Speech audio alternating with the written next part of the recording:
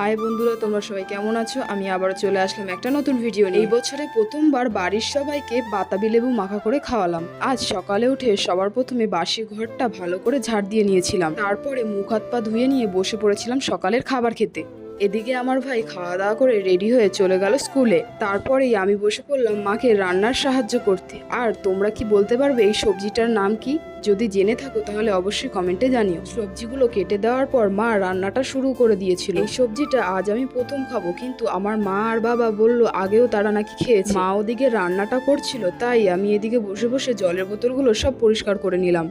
দুপুরে খাওয়া দাওয়া করে নেওয়ার পর বসে পড়েছিলাম এই বাতাবি লেবুটা মাখা করতে। এই বছরে প্রথমবার বাতাবি লেবু বাড়িতে এনেছিল, তাই ভাবলাম মাখা করেই খাওয়া যাক। এদিকে দেখো, এই ছোট্ট ছোট্ট লঙ্কাগুলো দিয়ে আমি লেবুটা মেখেছিলাম। এগুলো দেখতে ছোট্ট হলেও খেতে খুব ঝাল। আর তোমাদের যদি আমার ভিডিওগুলো ভালো লেগে থাকে তাহলে অবশ্যই একটা লাইক কমেন্ট শেয়ার করো। এদিকে আমার লেবু মাখাটা হয়ে গেছিল, তাই বাবা মা ভাইকে দিয়ে আমিও একটু খেয়ে নিলাম।